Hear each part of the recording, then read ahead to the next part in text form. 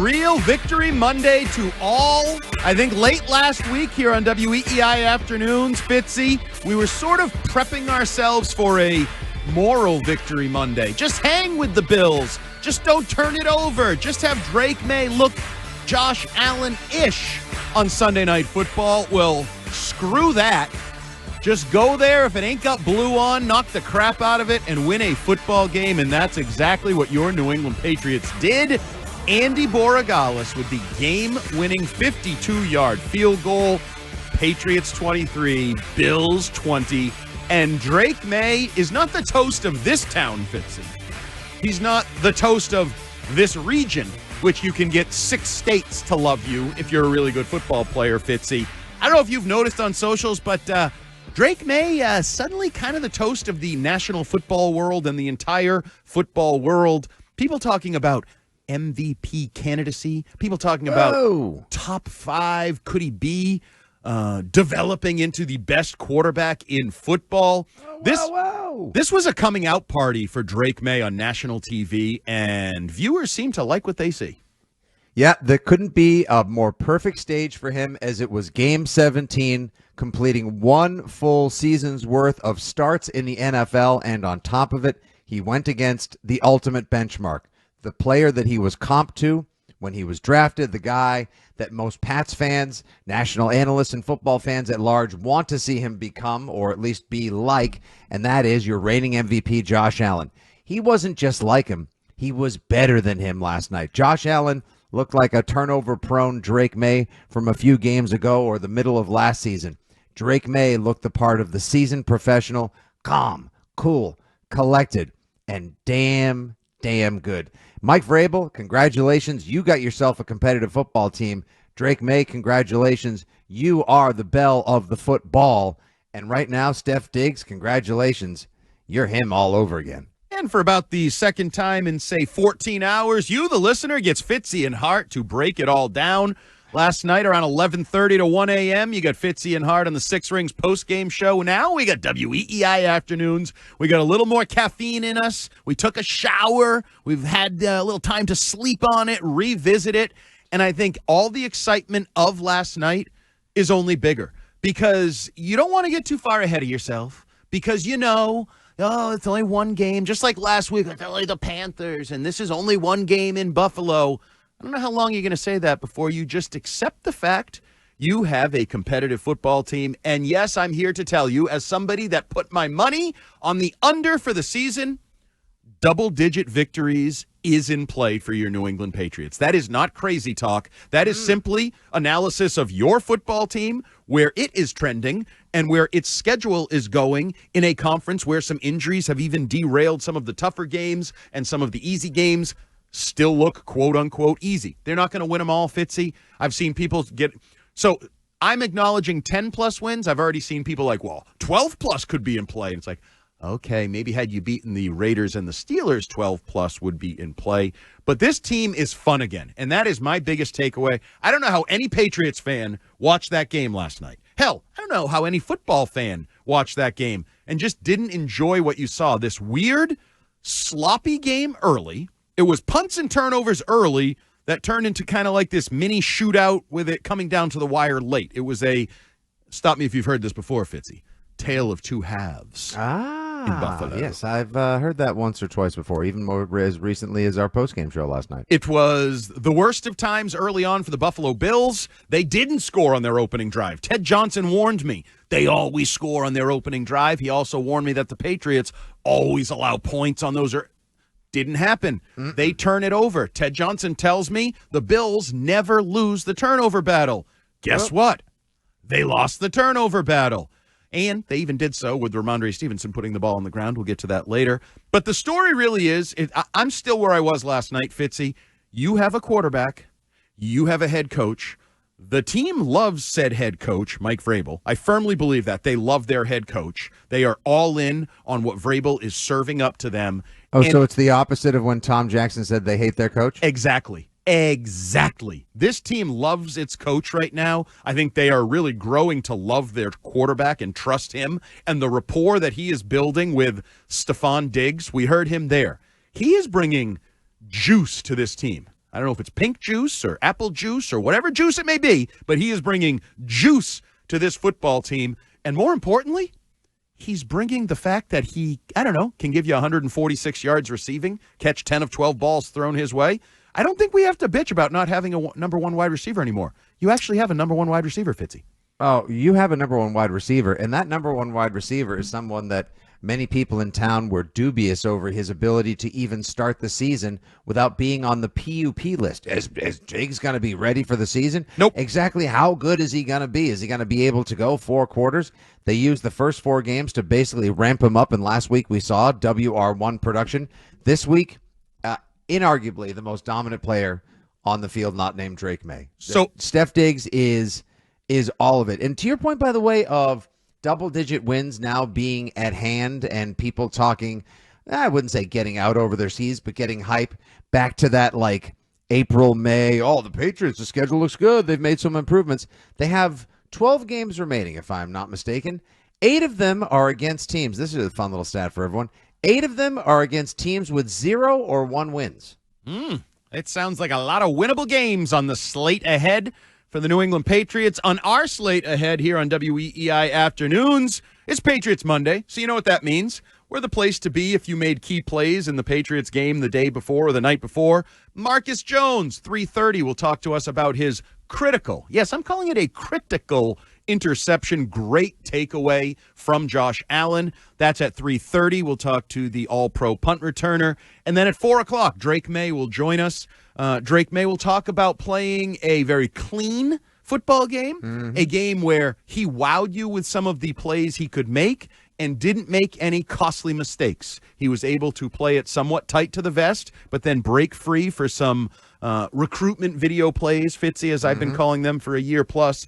None more so than, I would say, the 2 throws to Stephon Diggs. If you like a guy just rolling out scramble drill style down the field, you got that to Stephon Diggs. If you like a guy showing that horse collar be damned, I can throw with a 300-pound man hanging all over me, you got that as well. So Drake Maye, 4 o'clock here on WEEI Afternoons. But I just heard the end of Jones and Keefe, and people like, pump the brakes. Why? Why are we pumping the brakes? We lived through 4+ years of misery, of ugly football, of not having hope, of when there was hope, it was false hope that you talked yourself into. Now, you have one of the quarterbacks that the rest of the football world is talking about, and not just fans. I'm talking about analysts. You brought up the guy, what's his name, Kent? Kurt Beneke. Kurt Beneke, who was not a Drake Maye guy, is now like, yeah, I'm seeing what Drake Maye can be and is going to be. And that's not even to take into account the Chase Daniel, the Dan Orlovskis, the Greg Olson, whoever you want to listen to right now, they all think Drake Maye is a superstar quarterback in the making. And he's a Patriot. So why the hell, Fitzy, when we had to live through Joe Judge and Matt Patricia and Bailey Zappi and the skeleton of Cam Newton, why the hell would we pump the brakes? Hit the accelerator in an electric car, take advantage of that torque, and fly your ass down the highway while you can. It's because people have been burned recently. I think that they're scarred still from the last couple of years. And you would think that the success of the prior, 2 decades would have allowed for a little wandering of the desert, a little suffering, a little inconsistency. But no, now all of a sudden, I've been hurt. The team let me down. It's been so miserable for a couple of years. You want to know people who know misery? Talk to Bills fans. Talk to Jets fans. Talk to Dolphins fans. One of my favorite things to do last night, we talked about it on the postgame show. I've been basking in it all day long today as well. It has been so glorious reading the Twitter feeds of Jets fans, of some Bills fans, and of Dolphins fans who all saw Drake Maye, Steph Diggs, Mike Vrabel, and company put on a show last night and beat the Bills in their house on such a huge night for Josh Allen in the iced-out rivalry jerseys. One of the final games at Highmark Stadium 1.0 before on national TV they show off the new one that they're going to open up next year to such fanfare and acclaim. Super Bowl favorites. Nope, sorry.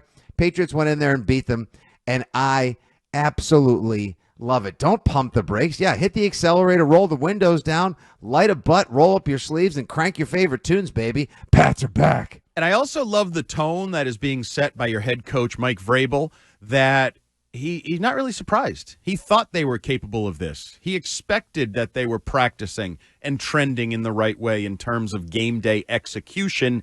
And that being said, players need some return on investment, let's say, right? Like you work your ass off all summer long. You work your ass off all week long. They need to see it come to fruition. We learned there's no better place in America to learn that trust the process is stupid than the city of Philadelphia, where the 76ers trusted the process for so long and got jack squat out of trusting the damn process. You need to see, yes, Dan Ball. Now Michael Lombardi is telling UNC fans to trust the process. What could go wrong there? You know who tells you to trust the process? Losers. Somebody who has no results to show you. Gotcha. Losers. Yes, somebody who's asking you to believe in blind faith. Just trust me. Keep paying me. This will work out in the end. I'm sure it'll work out in the end. That's who tells you to trust the process. You know who's not telling you to trust the process this morning? Mike Vrabel. You know what he's saying? Go watch the tape if you want. We just kicked the Bills' ass in their house. Trust the score. Trust the result. Trust the score. And I love the fact, as he told the Greg Hill show, he's not a fan of, nor does he believe in the word unbelievable, that nothing should be unbelievable, that you should buy into the idea that you can kind of, well, see, that's good, though. That's great to preach that level of accomplishment. I love that. And that kind of mental strength to your players. Like, it's very important for them to believe, no, we don't need to wait a couple of years to beat Buffalo. We play our best game in their house or not.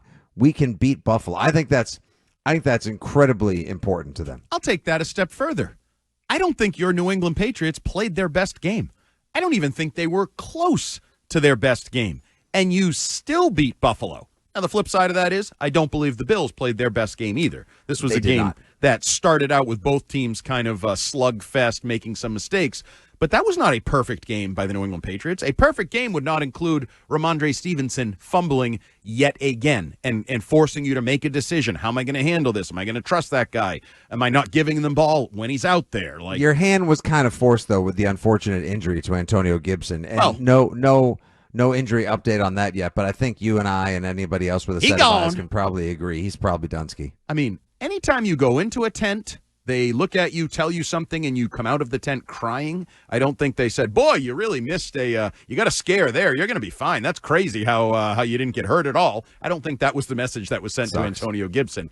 The flip side of that, and we need to delve into this because this is going to be one of the stories, because I do think Mike Vrabel's commitment to support of players came to fruition before your eyes last night in Buffalo. Andy Borregales, a guy many of us didn't want on the football team, a guy who misses a couple PATs, and you're like, this guy sucks. What's Vrabel doing? Why is he giving him a game ball in Miami?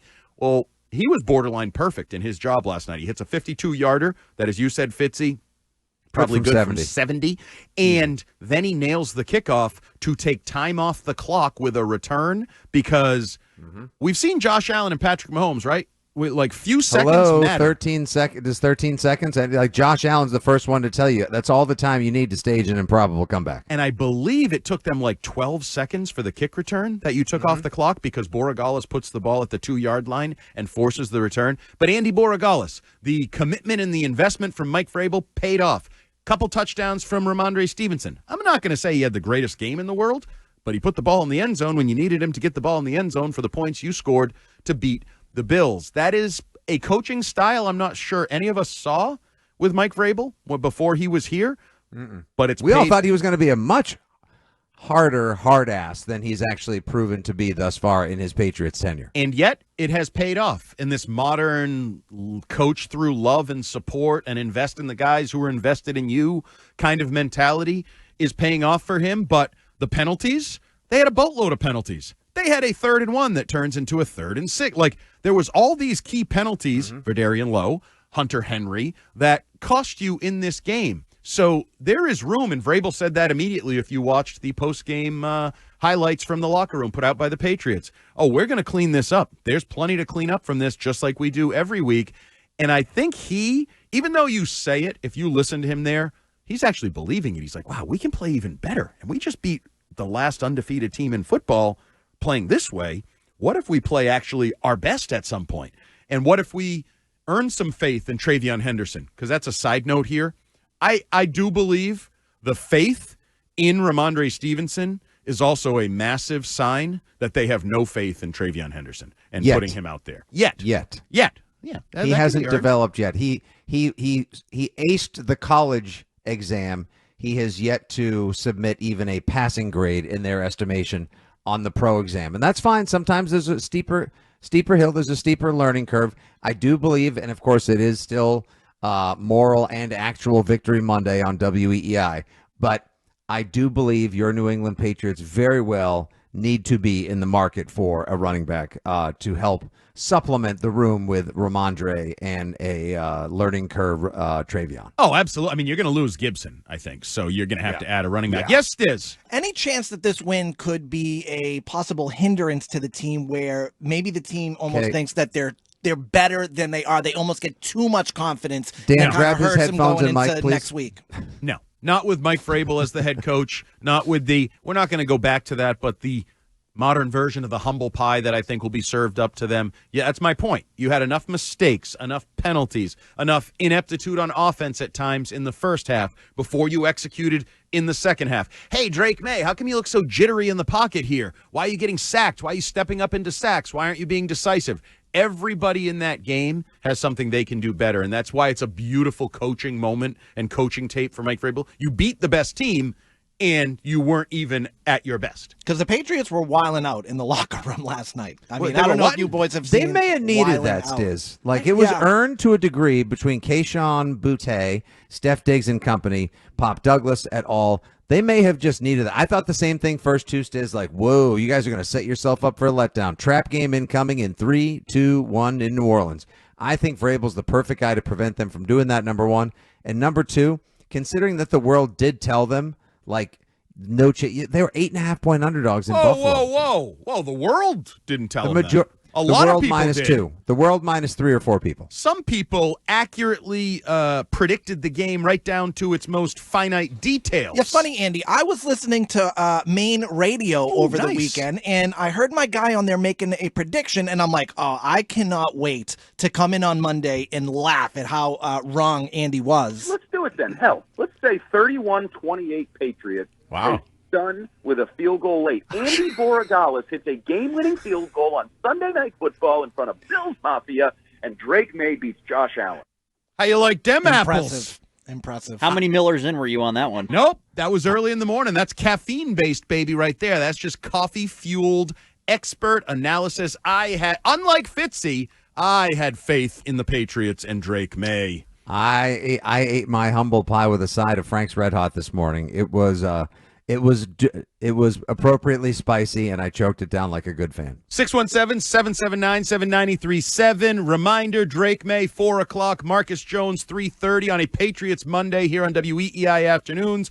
Your phone calls, your reaction. Are we getting too positive? Are we too far ahead of ourselves with Drake Maye and these Patriots? Or are they developing into a playoff contending team right before our eyes? Mike Vrabel, Drake Maye, and the Patriots get the 23-20 win in Buffalo Sunday Night Football, and it seems all is right in Patriot Nation again. 617-779-7937. That's up next here on WEEI Afternoons. But first, Dan Ball has what's trending.